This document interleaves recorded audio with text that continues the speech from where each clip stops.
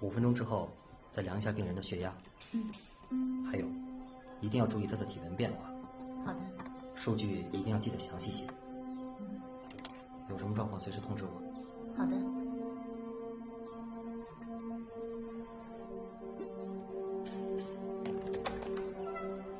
大夫，8号病房在哪儿？就在前面。啊，谢谢。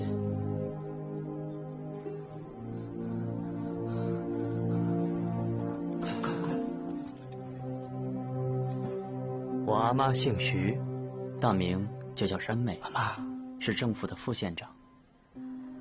年轻的时候，她是远近几十里苗寨最惹人的姑娘。大家都说她像一朵花儿，可现在这朵花儿却枯萎了。这年我阿妈46岁。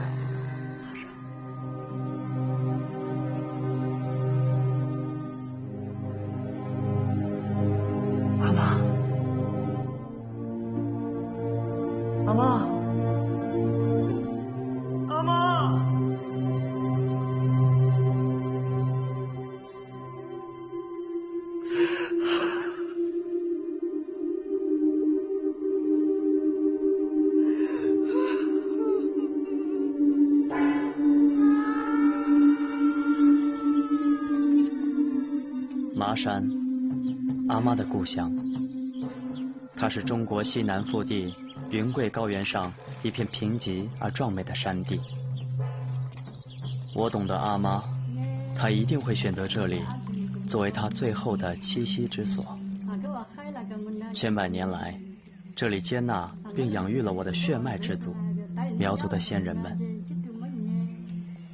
在漫长而沉重的岁月里，苗族这个被史学家称为世界上最为苦难深重而又顽强不屈的民族，世世代代为反抗奴役和压迫，为争取生存的权利，从没停止过抗争。在我阿妈长成少女的时代，这种抗争有了一个新的名字——革命。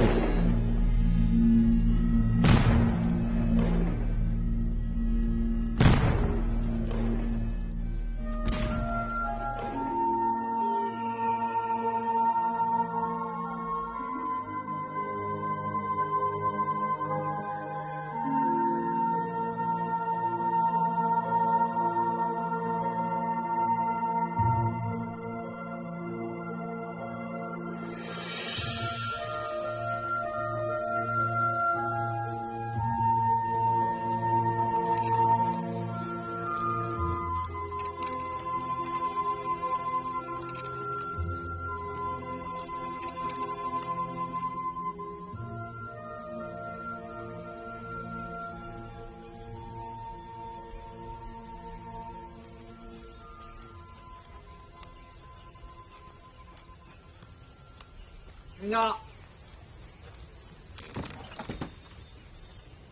后跑。好嘞，明白。老实点儿，别乱动。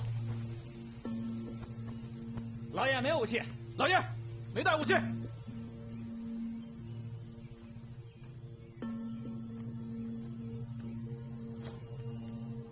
三妹，下轿吧。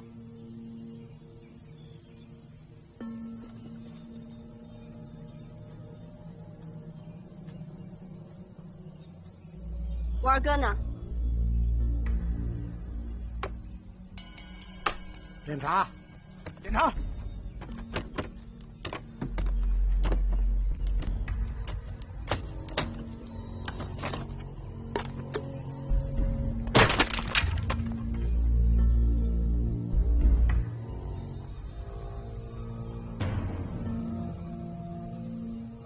想见你二哥。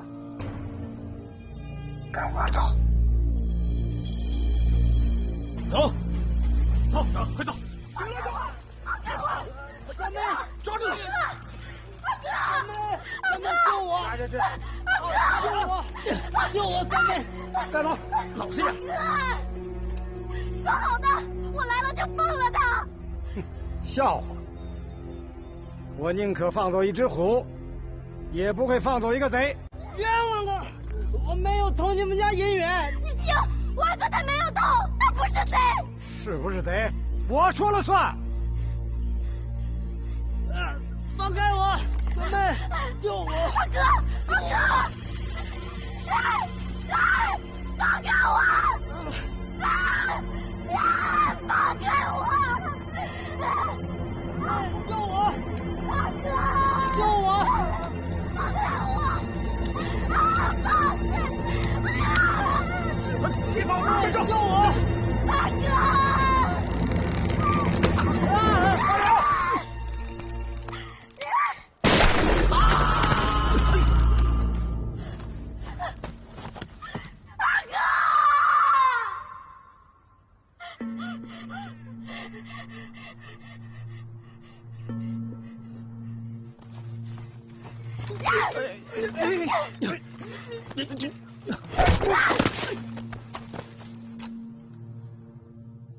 拖回去。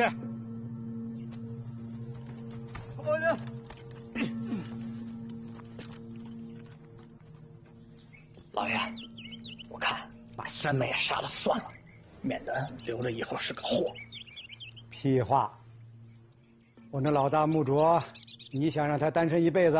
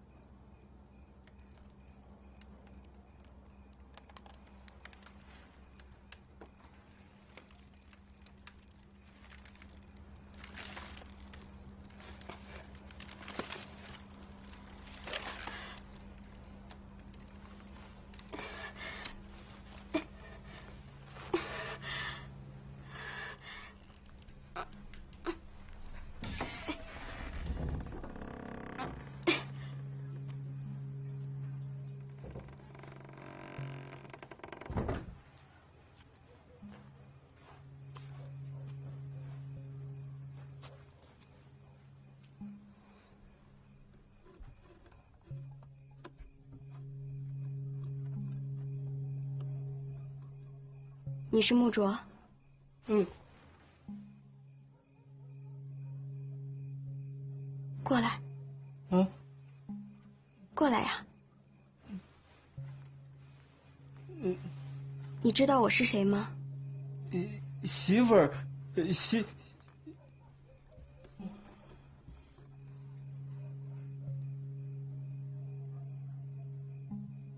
你要不要帮我？嗯。帮我解开。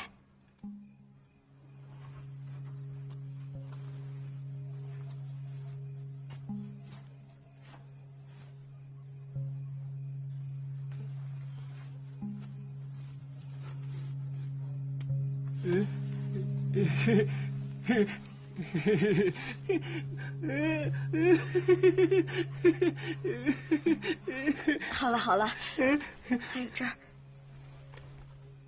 这儿，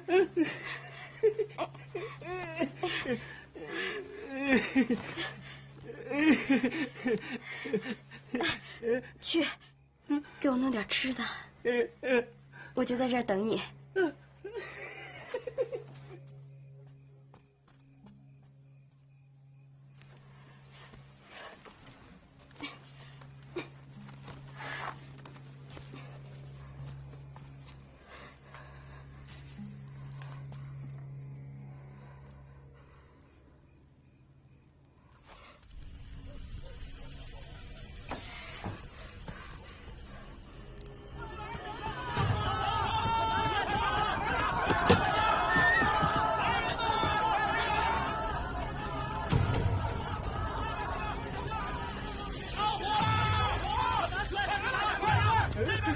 着火了！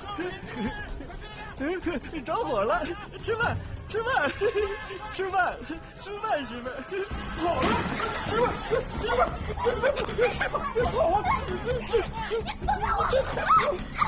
快人呐！好了，那还等什么？快追！追！松开我！别跑！松开我！吃饭！书记，救我！快，松开我！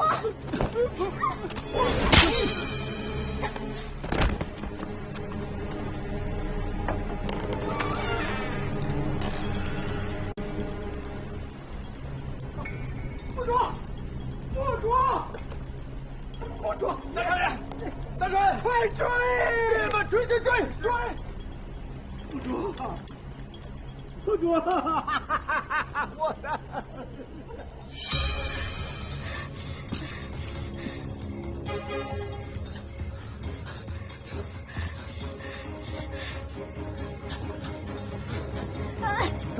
你先走。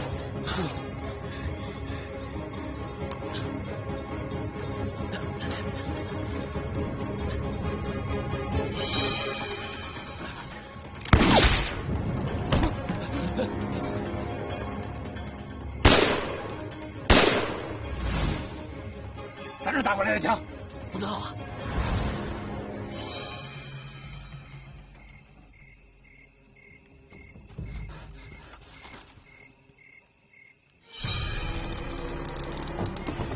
少爷，大少爷他，老爷他在。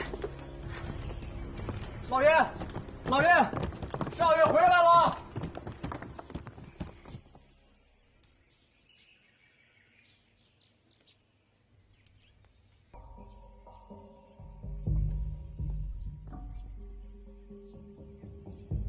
这几年送你去军校，可花了我不少银子，不是让你吃闲饭的。从你的保安大队多抽调点人来，杀了他们。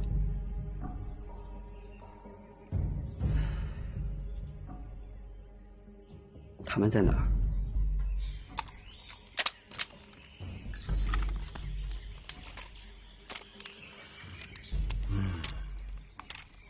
是我躲不过呀，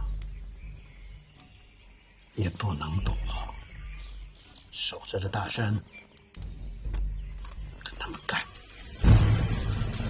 快，就这儿，快！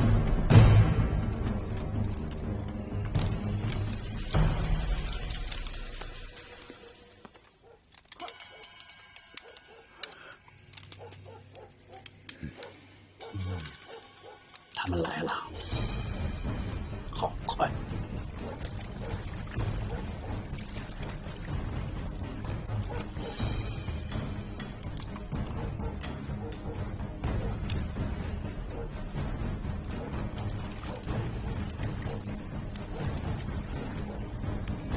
好吧，走，上山。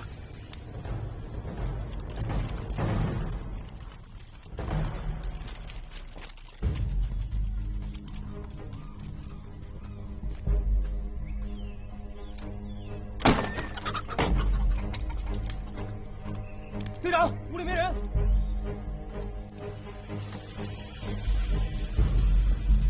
妈的，跑了！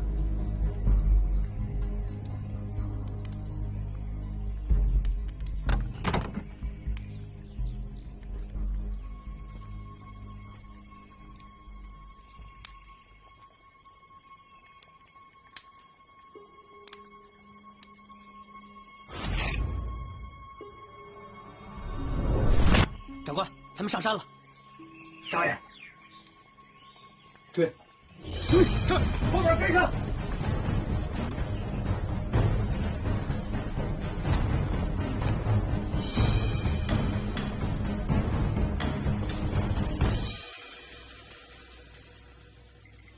准备火把。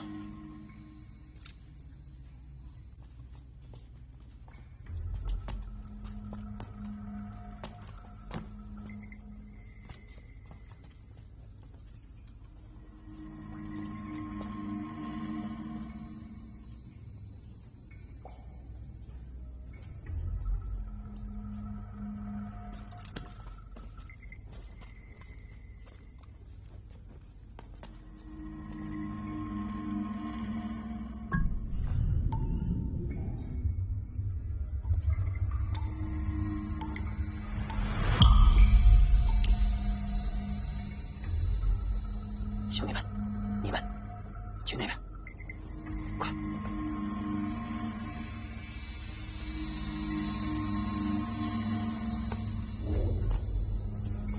哎，站住！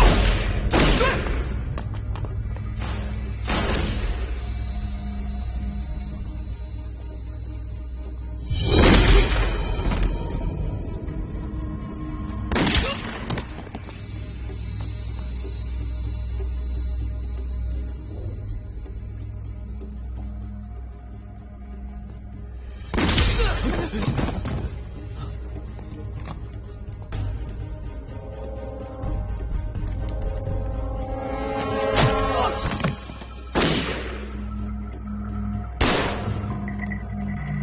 散开，兄弟们！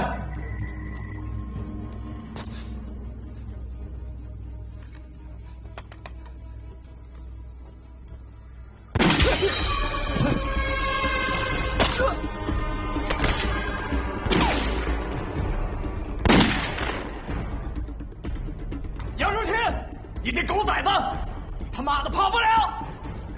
你给我把三妹交出来！王八蛋！你又把我中箭了，快救我！少爷，少爷！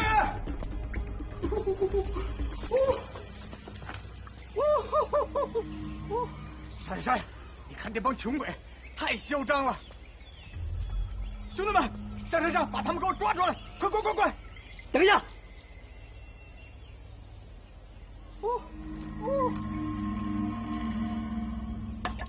点火，把他们熏出来。是。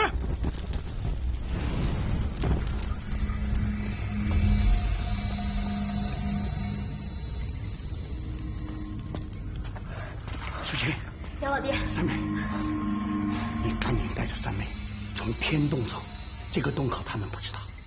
要走一起走，一起走就是一起死啊！杨老五，你给我听清楚了，只要你把三妹给我交出来，我就放你们父子俩一条生路。三妹，杨老爹，他们要的人是我，我不能连累你们呀！孩子，我们早就是一家人了呀。这样，淑琴，带着三妹走，我来掩护你们。快！老爸，我去。别婆婆妈妈的了，这都什么时候了你？阿爸！孩子，淑琴啊，这辈子你要好好的带三妹啊。老爸，是我的，我杨老鲁在这里等着你呢。进屋子，我杨老鲁在这等着你们呢。你们赶进来，我打烂你们的屁股！你们罗家的人听好了，你们有本事进来，我打烂你们的屁股！你们罗家的人听好了，杨老鲁在这里等着你们呢。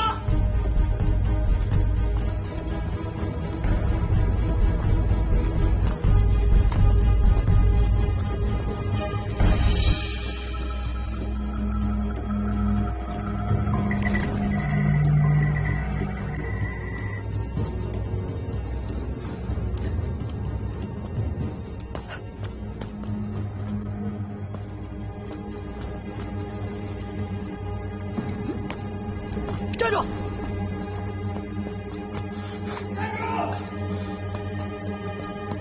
站住！别动！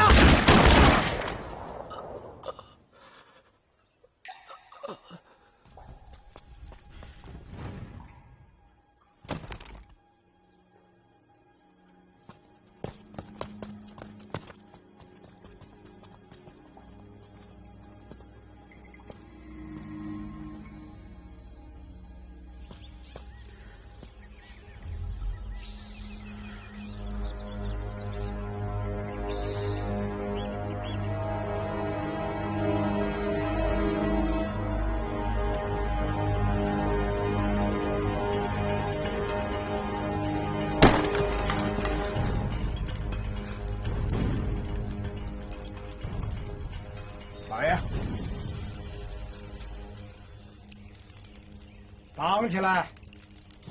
放开我！你这混蛋，该死的！你是个畜生，混账，该死！老爷，绑好了。你家山妹杀了我家木卓，我要血债血偿。大罗山，你这个恶魔！点天灯！点天灯喽！点天灯！快，弟兄们，快！你会遭报应的！快点，快点，快点，神快呀！会惩罚你的！烧死我！鬼也不会放过你！点灯喽！你会遭报应的！你会遭报应的！弟兄们，快！你这个混蛋！快点！你迟早老不死的，会遭报应！快点，快点，快呀！快点，弟兄们，快点，快点，快点！烧死他！烧死他！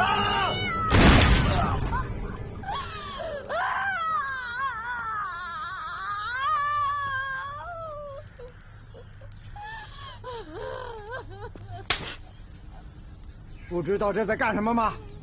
白费了半天功夫。不就是要他命吗？没必要这么折腾吧？你出去读了几年书，懂得仁慈了，懂得再多也不能坏了祖宗的规矩。站住！老实看着。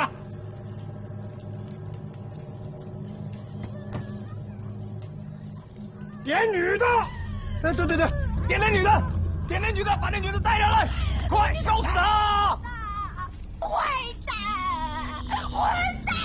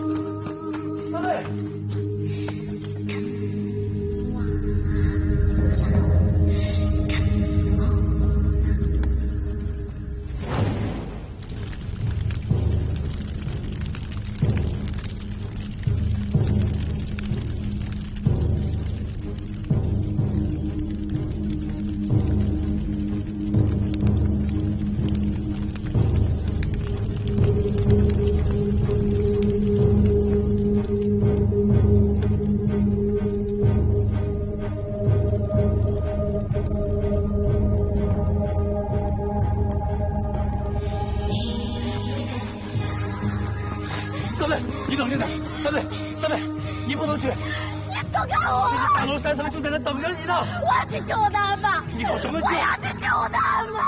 放你这把柴刀跟我这个破枪吧！他们，你冷静点。他们已经不在了。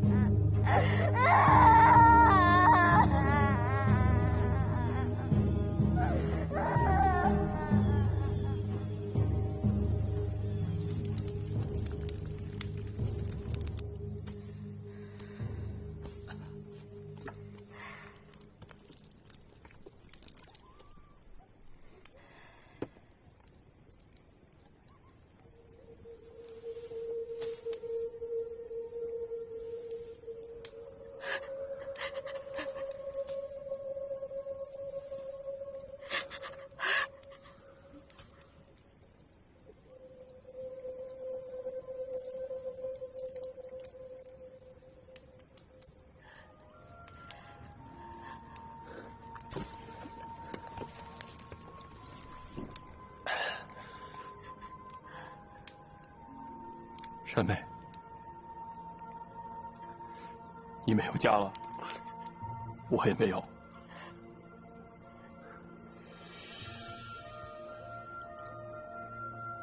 我们有过婚约吧？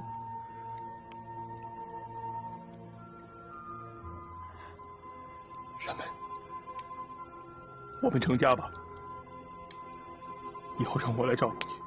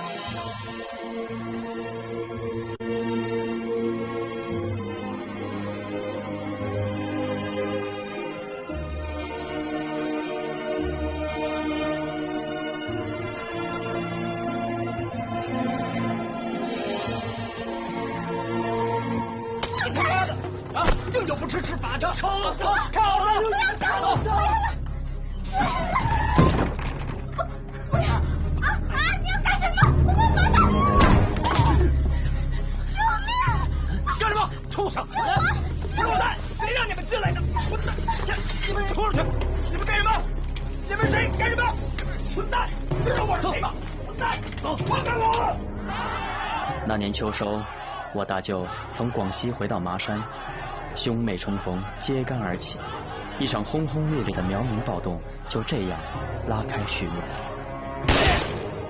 我们穷苦人反了！反了！反了！反了！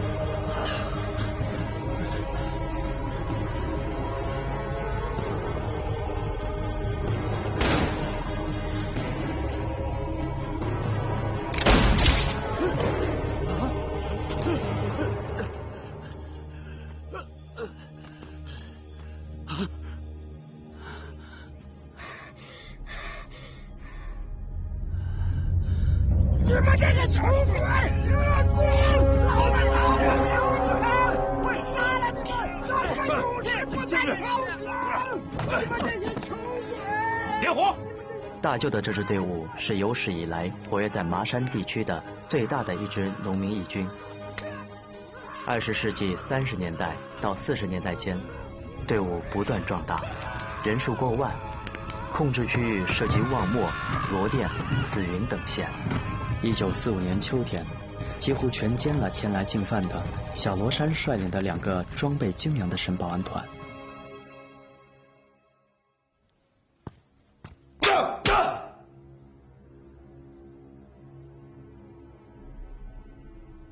国军保安团对付不了一支乌合之众，国军的脸都被你丢光了。2个团，1个月，1个月2个团，上刀子也没他们这么快。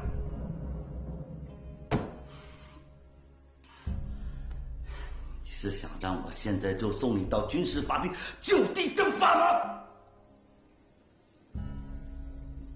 再给我一次机会。够了！给你机会，谁他妈给我机会啊？这话我听他妈太多了。10天，我只要10天。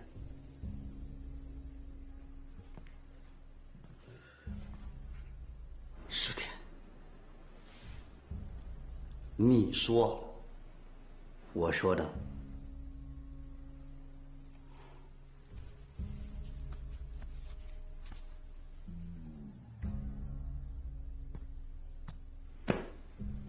10天不能铲平麻山乱匪，我毙了你全家！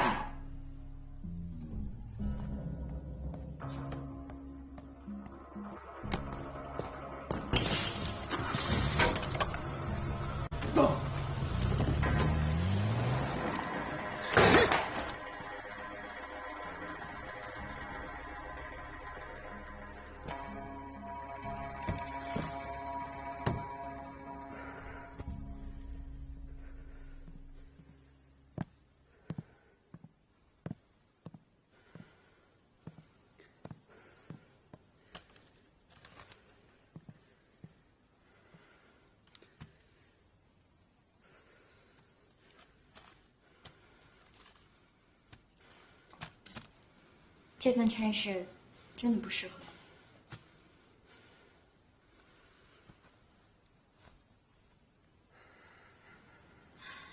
要不把这个职位辞了，咱们回省城吧。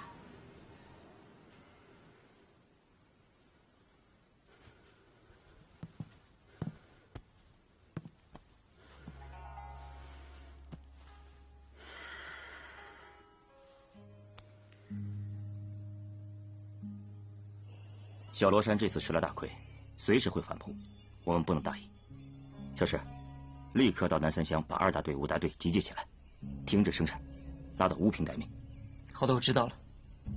舒庆，部队全线停止生产，补给问题一定要充分保障。我和纳鸟保长王双全约好了，他答应给我3万两新粮，过几天应该就能拉到营地。和这些乡绅搞好关系是对的，但不能不提防。记住，去的时候一定要多带人手。放心吧，我有数。麻山匪事猖獗，民生凋敝，如果没有诸位的鼎力相助，情形不堪设想。团座剿匪，我等能尽些绵薄之力，不甚荣幸，不甚荣幸啊！是。但是，区麻山人口不过10几万，可是竟然出现了多达2万的匪众。他们要吃要喝要穿衣要花度，我不相信他们全是靠偷靠抢的。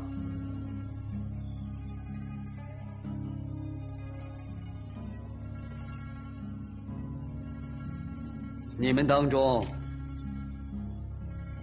有人通匪？念。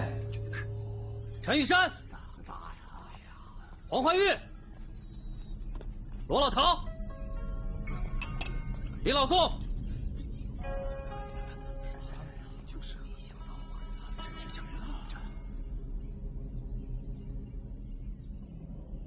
大家好好看着，他们4位通匪证据确凿，就地正法。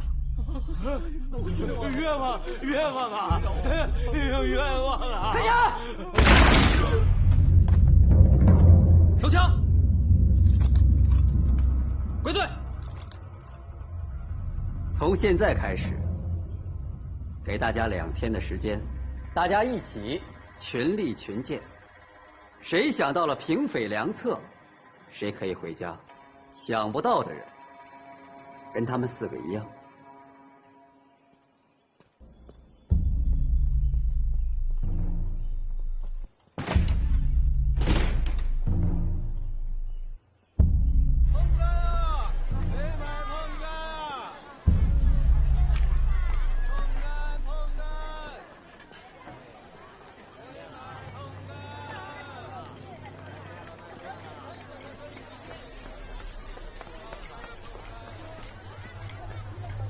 都齐了，宣齐了，出场吗？我觉得势头有点不太对，你护送药材先回去，我再摸摸情况。好。麻山苗匪藐视国家法度，勾结共党，聚众作乱，祸害一方。其余各族争相效仿，殴伤人命，时有发生。本次围剿，大军到处，匪患必除。然始作俑者为苗人，必将严惩，以正法度。其余各组放见本告示后放下。不干了！你干什么给他们卖命？就是凭什么卖命？把枪交了！人不干了！走，不干了！来，把枪交了！快，把枪交了！跟我领赏去！走，领赏去！快点，走！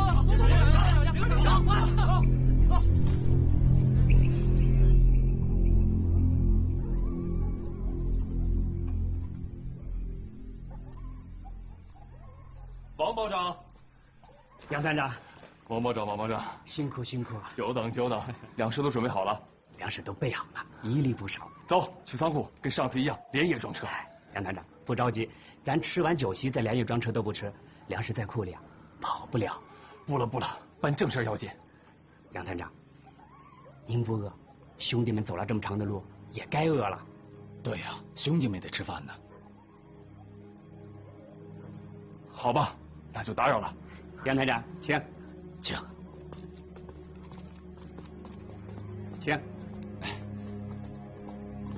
几位兄弟，饭在客房，这边请。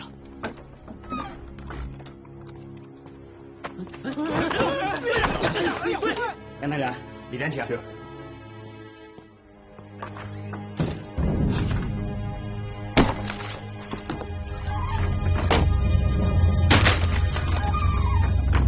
哪来的高老子？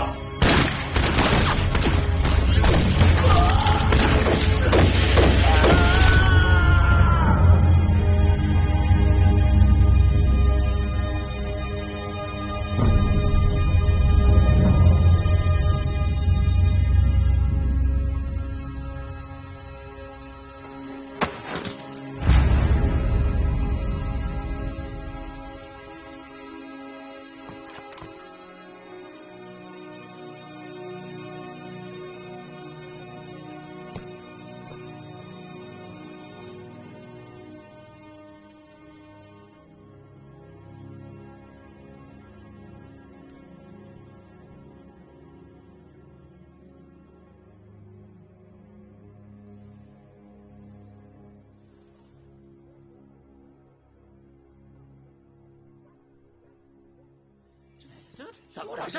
不是说领赏吗？这半天还不来呀？等多半天了，还没有人来。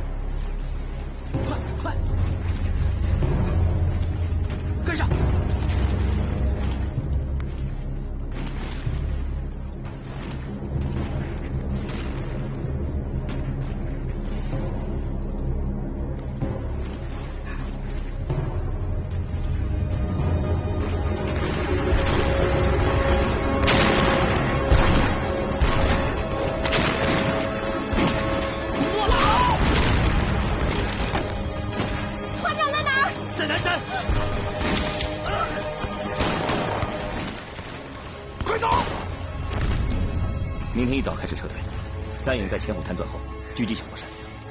安顺布防的罗成友叛变了，这情况我们都知道了。山梅，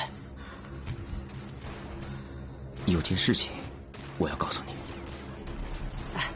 山梅，坐着说吧。哥，什么事？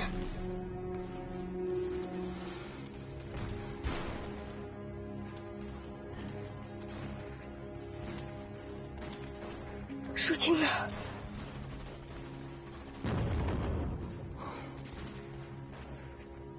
山梅，淑清他是个英雄，是真正的英雄。山梅，你要挺住。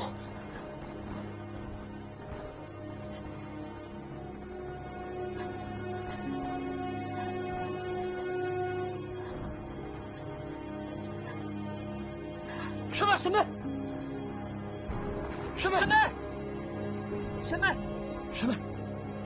山脉，山脉，醒醒！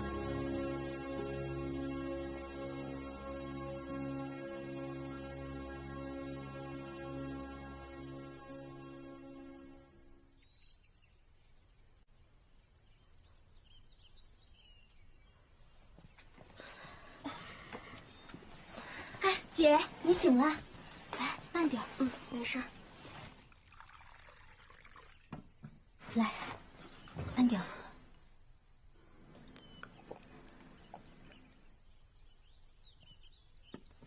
我帮你。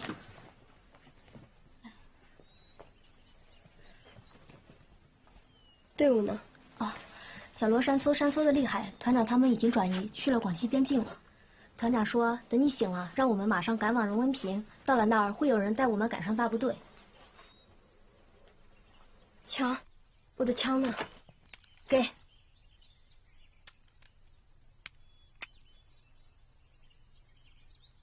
靠他！好。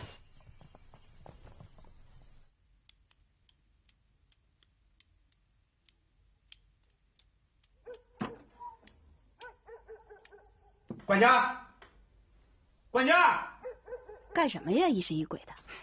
你去看看。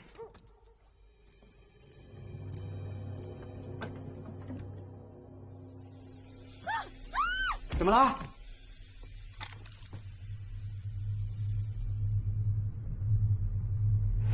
沈梅，你怎么来了？沈梅，咱不开这玩笑啊！你别这样。这杨团长的事，他真的跟我一点关系都没有。这些年，我没少为自卫团筹粮呢，真的不怪我，跟我一点关系都没有。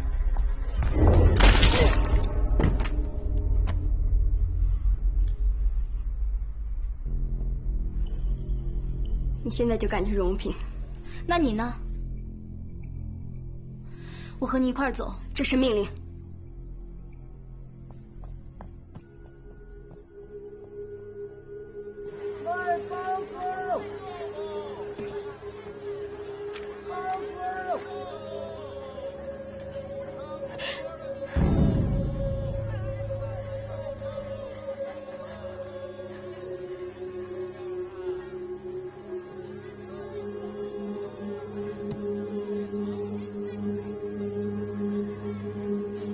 来碗水，老板。好嘞。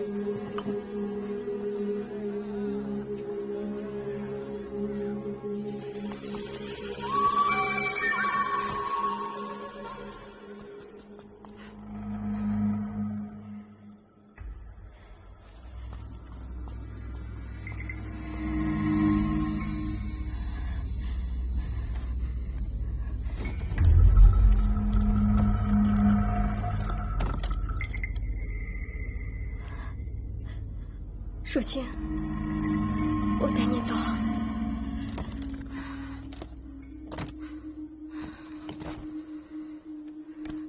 别动，不许动！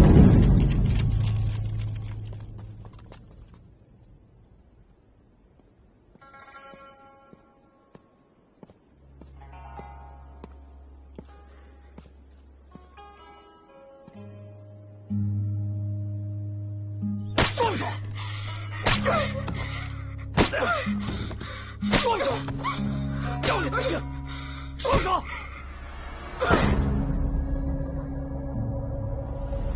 放手！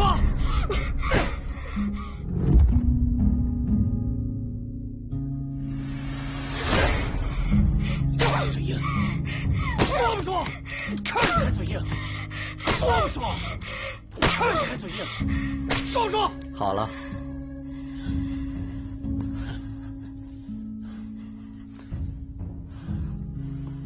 下去吧。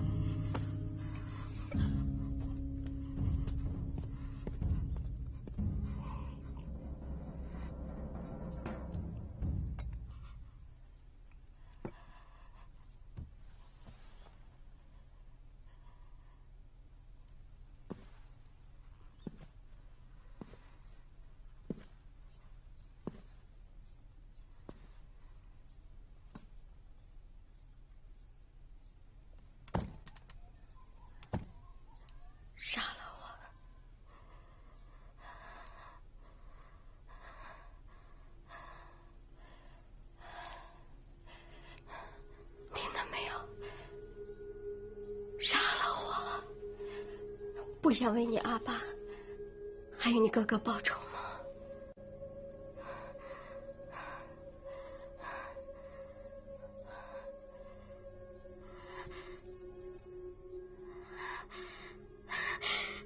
杀了我！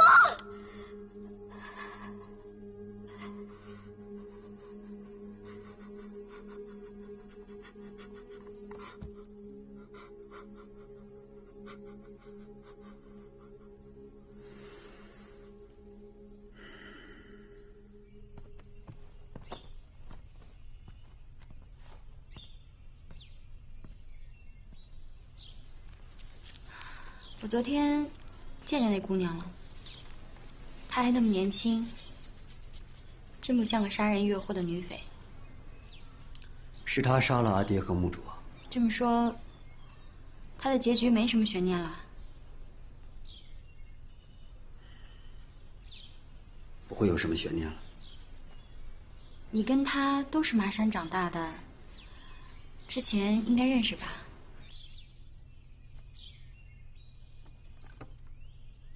小时候见过，也算是乡里乡亲呢。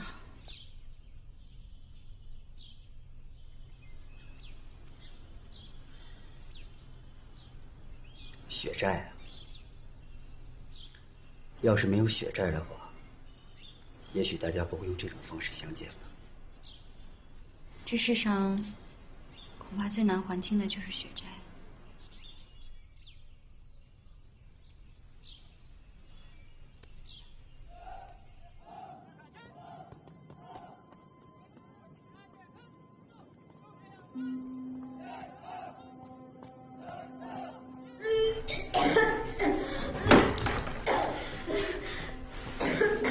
什么情况？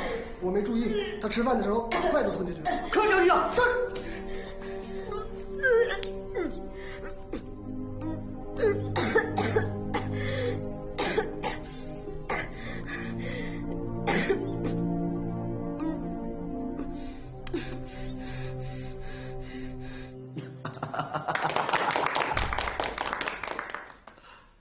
你没有让我失望啊！庆，其实我这个人，我觉得我从军啊，纯属是一个误会，这些年全靠长官栽培了。哎呀，兄弟，你太客气了，不用扬鞭自奋蹄呀，谈不上什么栽培。对了，关于徐三妹对于继续进剿徐亮臣残部的事儿吧，已经没有什么价值了，把他毙了吧。徐亮臣还没有归案，我在想，是不是可以先留一下？不用，已经查不出什么油水来了，不如广招苗民啊，杀一儆百，是不是？现在有一个特殊的情况。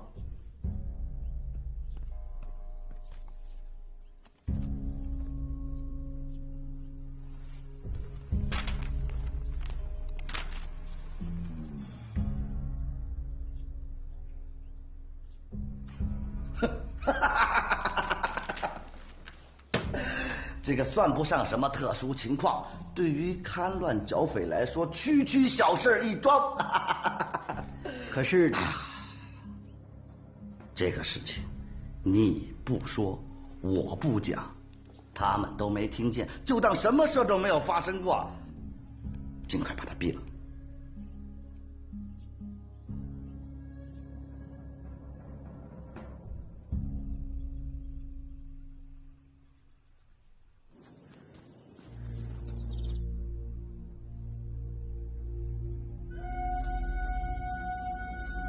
瞄准，开枪！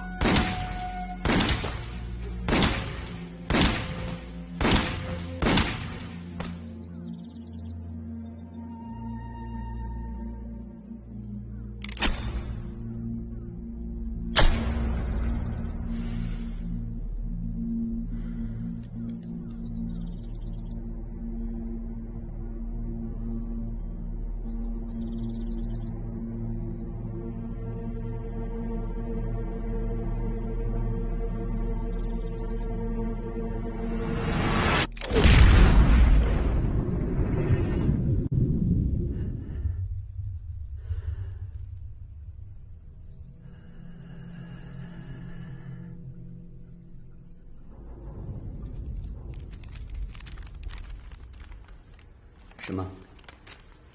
这是她的血液化验报告，她怀孕了。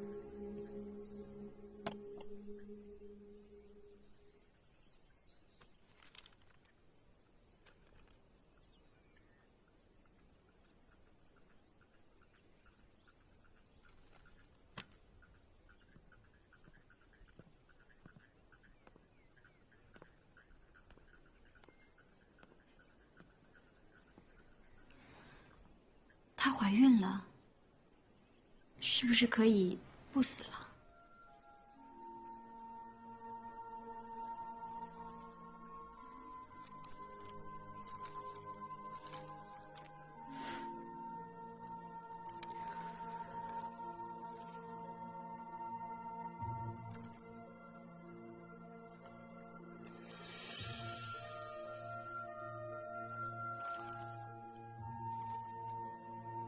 你是不是想拒绝这个命令？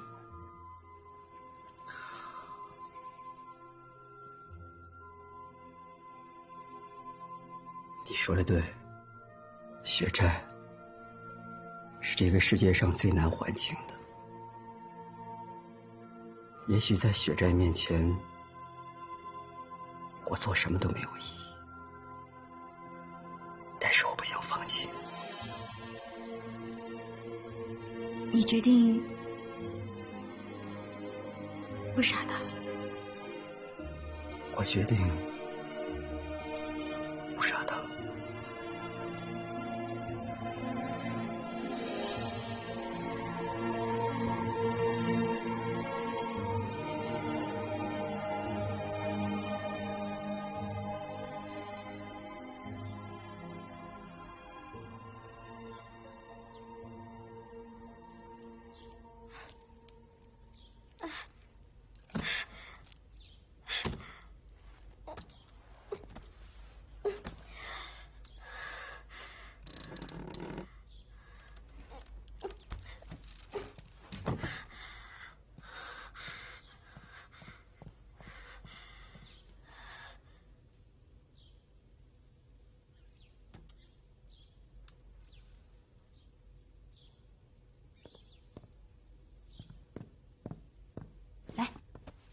不在这玩了啊，回屋去。我怎么在这儿？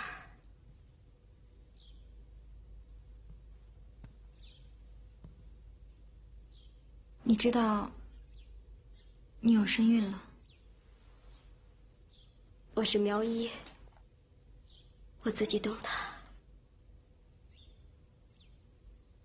他来错了时候，也来错了地方。对他来说，这个世界是不存在的，没有意义。以后的事儿，谁都说不好。至少你现在还活着。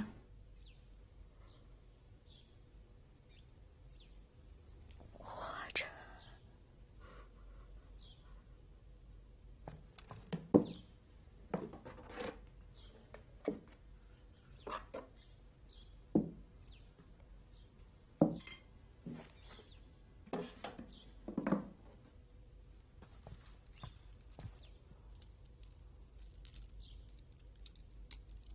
你是哪家苗寨的？罗坤的。都是苗家兄妹，帮帮我。我们都是穷人出身，受尽欺负。自卫团是穷人的队伍，求求你帮帮我，日后我一定报答你的恩情。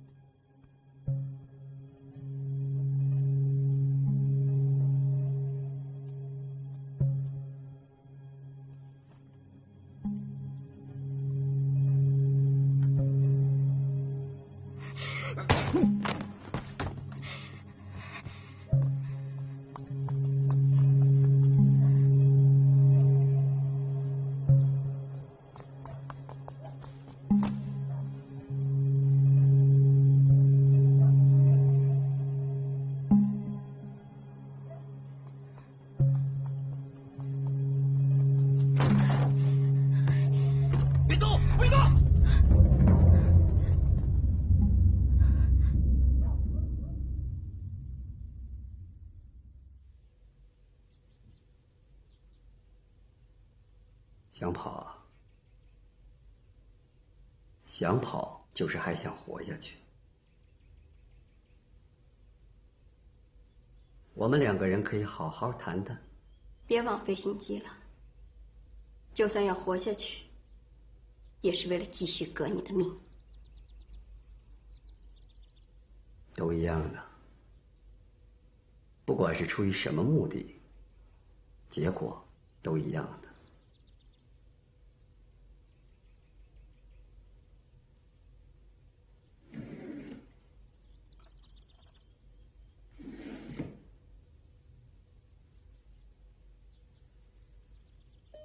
认识吧？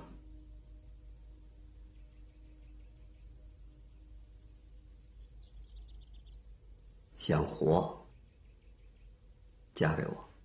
你说什么？嫁给我，做我明媒正娶的妻子。荒唐！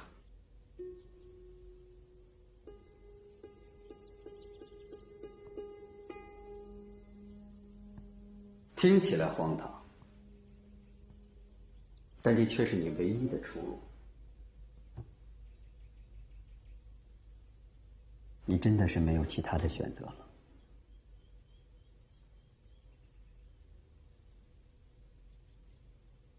给你做妻子，给一个杀了阿爸、阿妈，还有丈夫的男人做妻子，你不觉得你在说疯话吗？一样的。我很清楚，我要给一个杀了我阿爸和哥哥的女人做丈夫。缩回去。我们人活着呀，有的时候不都是为自己？我们要为了其他活着的、死了的，还有即将来到这个世上的孩子。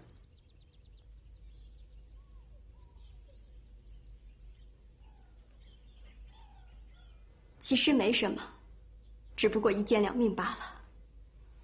对于你我2家来说，不过是旧恨添新仇。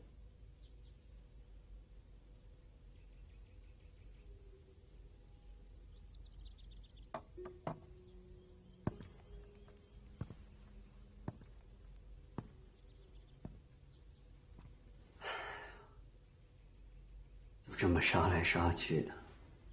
到什么时候才是个头啊？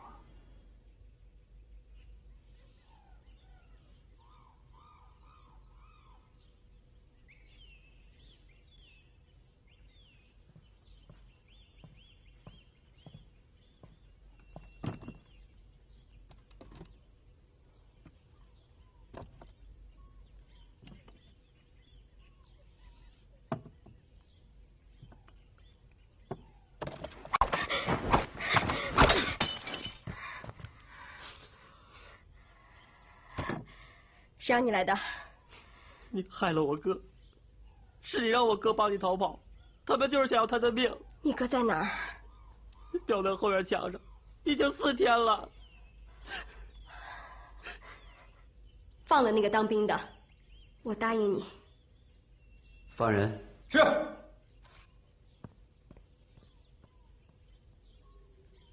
还有。说。我要你停止追剿。自卫团队伍，昭告全城，释放壮丁，布施苗药，治病救苦，通令财主，减租免息，开仓放粮，救济族人。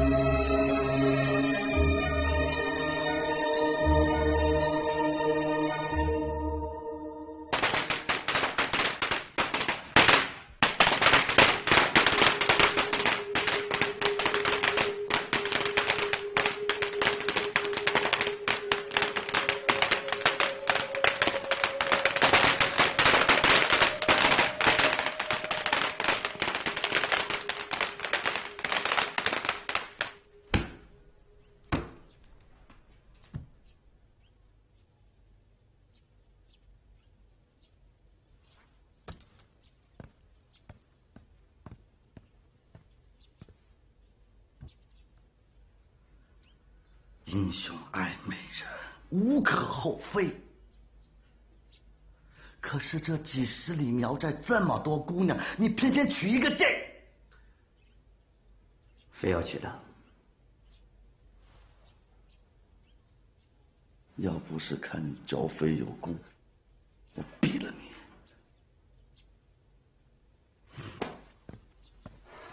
你知道自己在做什么吗？荒唐不荒唐啊？哼！作为你的长官，我奉劝你一句：不要被这个女人毁了。不知道。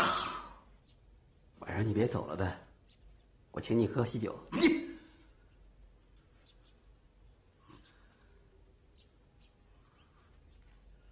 喝你大爷！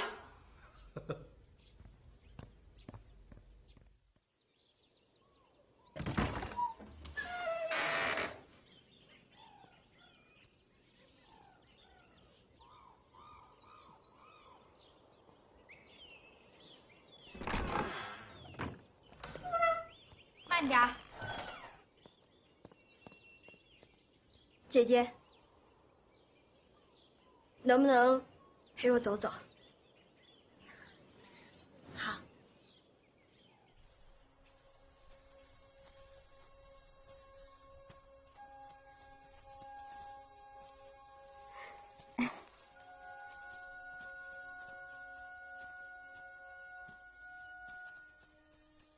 坐下歇一会儿吧。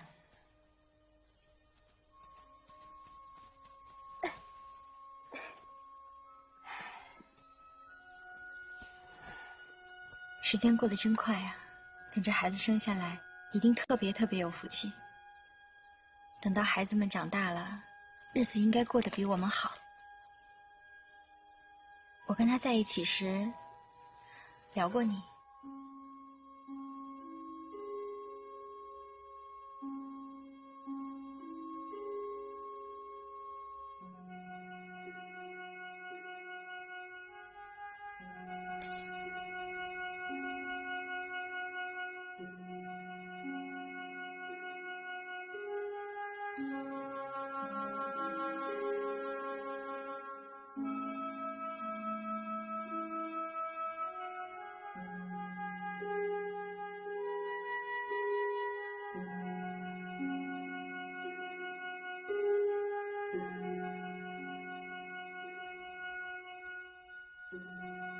他说，那天他是偷跑出去的，回去就被揍了一顿。那天是他7岁生日。我小的时候家住在上海，那个时候我老喜欢一个人去坐电车。等到有了孩子，我总是想，要是能永远像那样活着该多好啊！我也这么想过，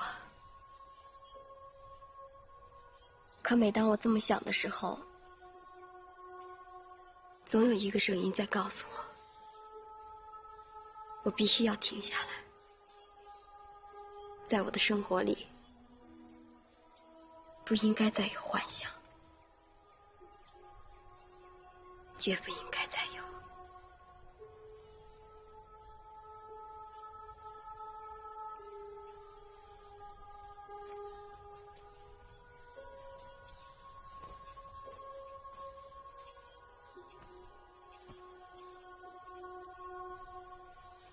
照顾好自己。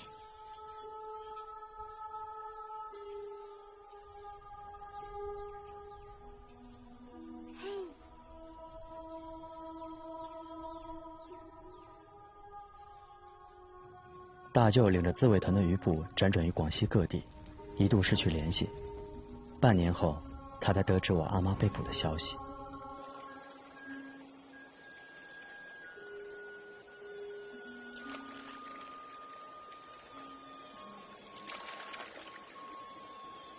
打听到消息了吗？在保安团，他和小罗山成了家。胡说！我不信。他们的婚礼在半年前是厂里大事儿。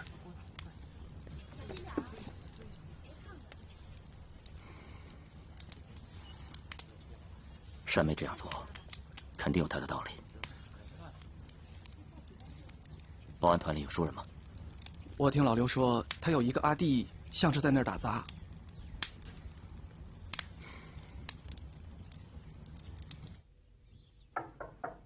太太，请进。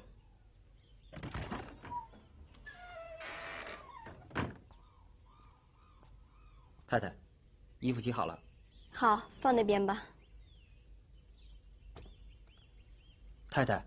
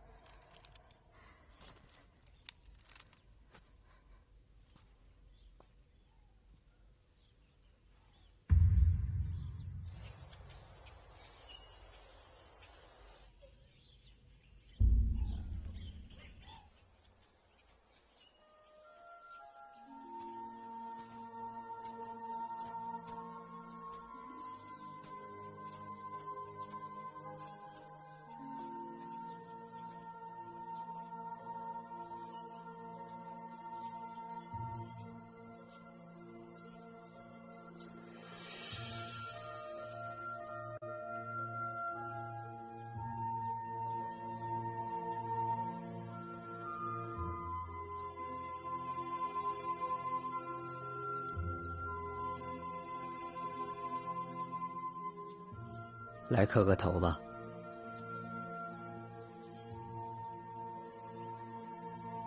你是我明媒正娶的妻子，那他就是你的阿爸。他不是我阿爸，他是杀害我阿爸阿妈的凶手。他都已经躺在这里了，难道这一切还不能够结束吗？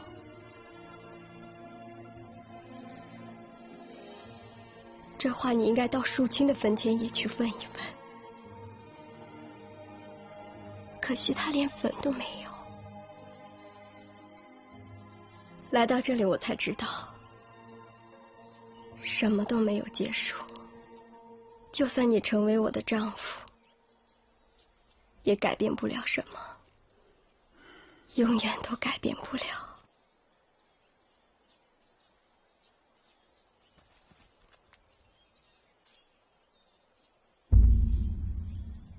我们是敌人。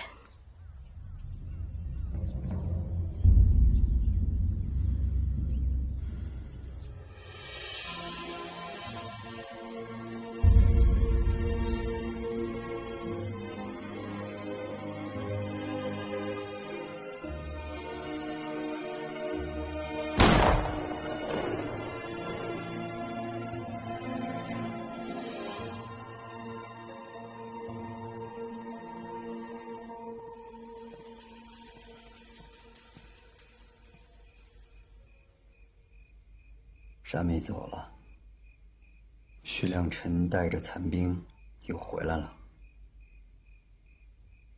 他通过内线联系上了他。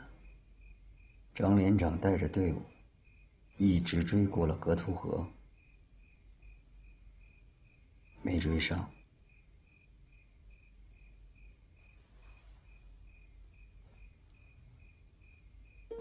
这是前些天三妹当做礼物送给我的。她说这东西放在我这儿保存更合适。她交给我的时候，我就知道会有这么一天。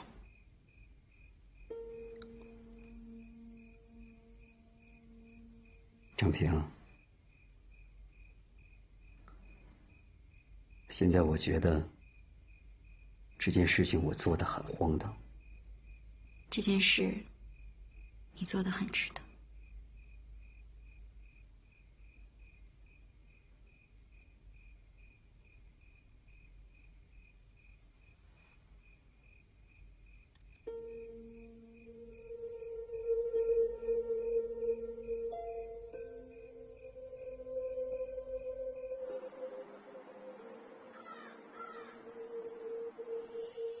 孩子是谁的？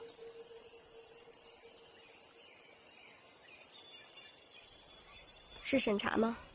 回答我。我早就跟你说过了，孩子是淑清的。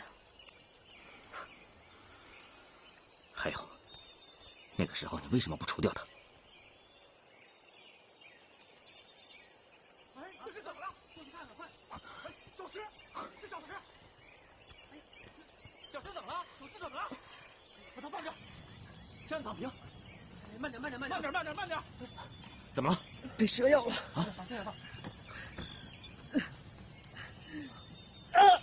满妹，拿药筐，谁有刀？我这有。烤火。忍着点啊。来，喝点药。来，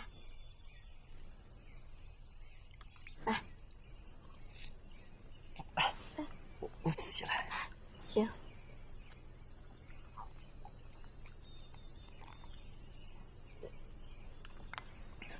好好休息啊。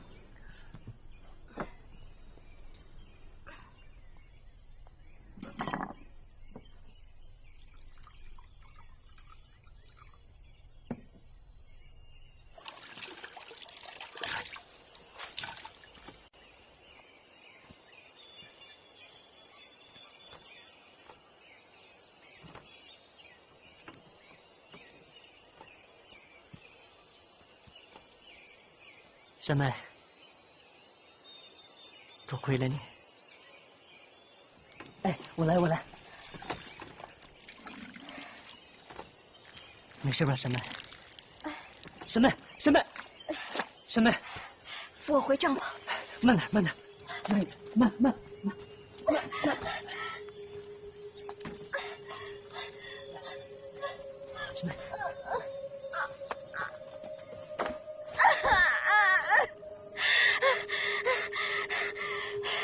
热水。好。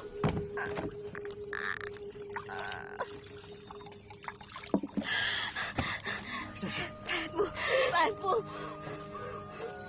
有灯。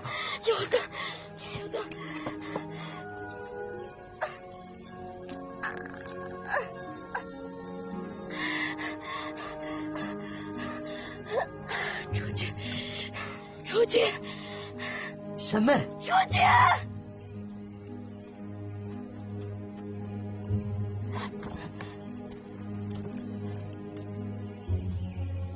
把满妹叫来，愣着干嘛？哎，好的。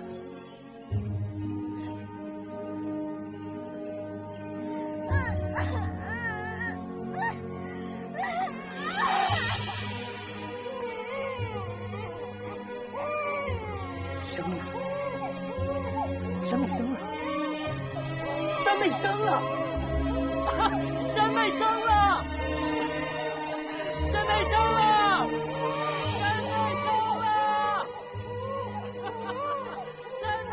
就这样，我来到这个世界上。几年后，阿妈和韦小石叔叔组成了新的家庭。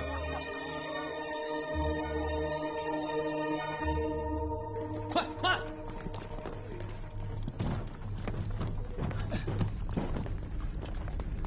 小心点，来，快点，动作快点，快点，小心点，快！韩诺，电报。念。兹令罗志祥留守麻山，留守期间，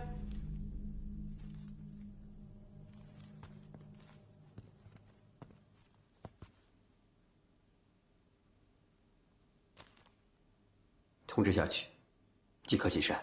是。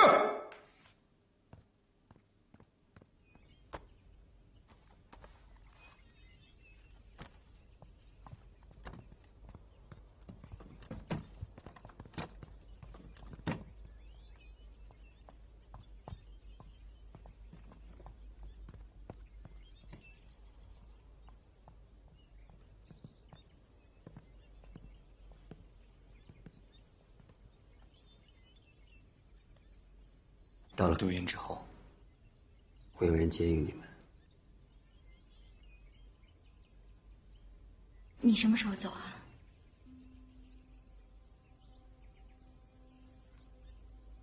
来，跟爸爸说再见。爸爸再见。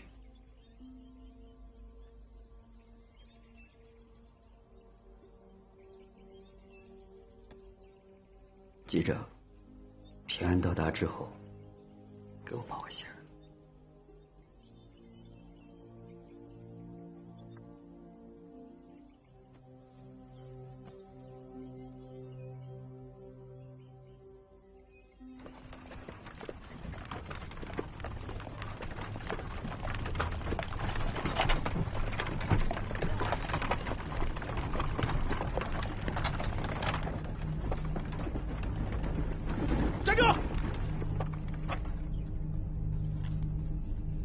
检查，车上什么人？亲戚。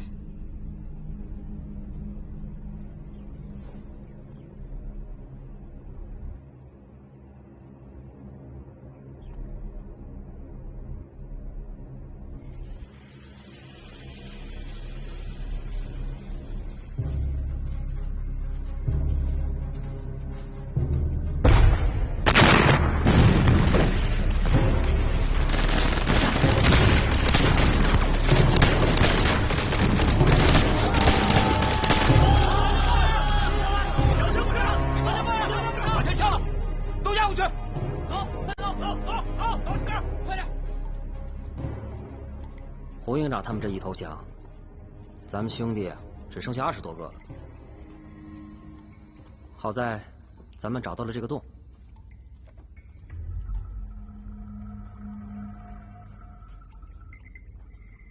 这个洞啊，小时候我跟阿爹进来过，这是一个死洞，只要进来了，就别想着出去。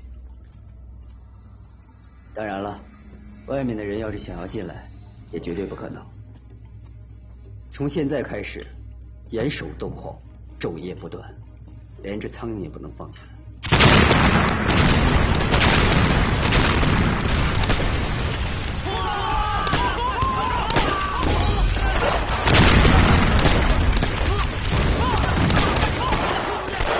龙洞地形险要，正面进攻伤亡太大，而且重型武器不易展开，攻击效果根本无法体现。看来只有切断他们的补给，把他们逼出洞，会稳妥一些。据侦查，洞里水源充足，在进洞之前，他们有突击筹备了给养。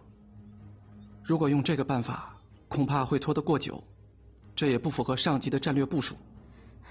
还有一个办法，根据情报，小罗山的家眷正在转移。如果我们可以控制住家眷，可能会有效果。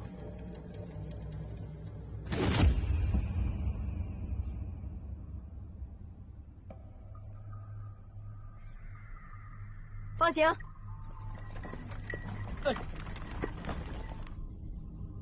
不用了，我已经放他们走了。山妹，你怎么？我想过了，我去劝降。我不同意。事实证明，小罗山就是一个顽固的反动军官，心狠手辣。你以为就凭你们之前的那一点点情谊，他怎么可能？军事会议，不要扯远了。我已经决定了。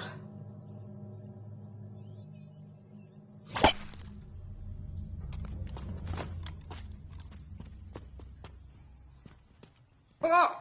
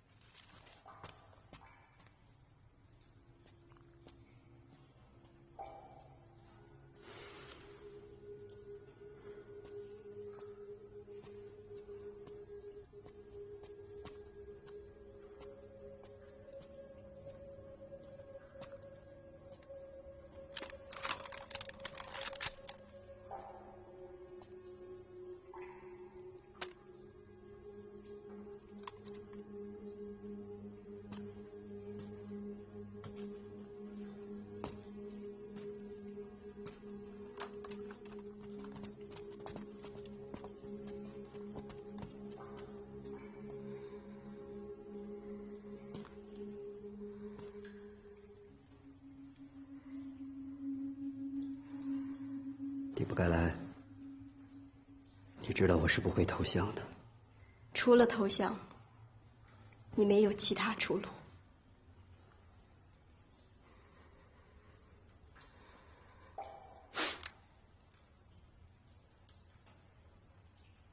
既然来了，我就没想活着出去。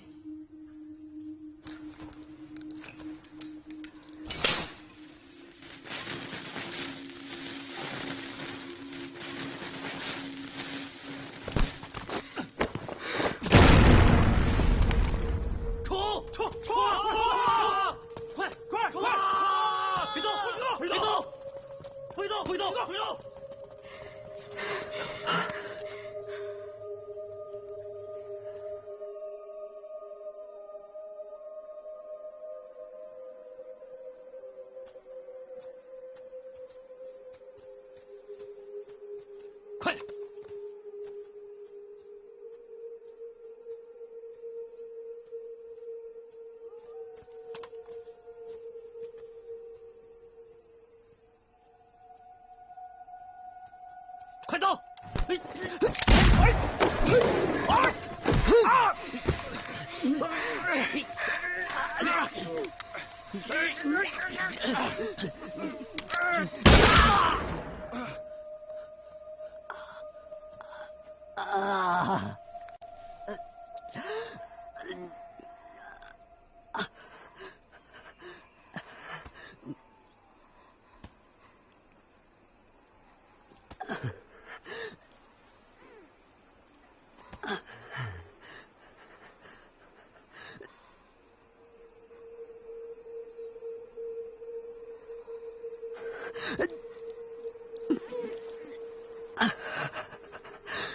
杀了我！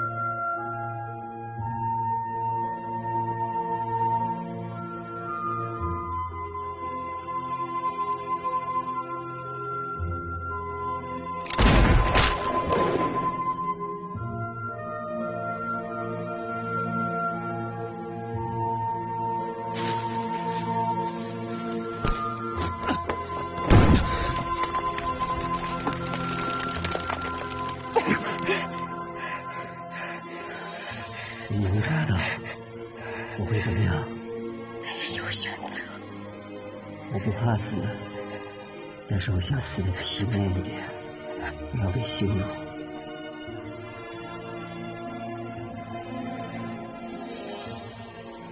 我想起阿妈在我小时候曾对我说，她一生最幸福的时刻是嫁给我父亲的时候，在一顶花轿上，身上穿着新娘的盛装。这个时候我才意识到，他描述的这个景象一定不是和我父亲结婚时的情景。每个人的心里都会有一些只属于他自己的东西。关于他和小罗山，我所知甚少，但我想，如果没有仇恨，他们之间或许会是另外一个样子。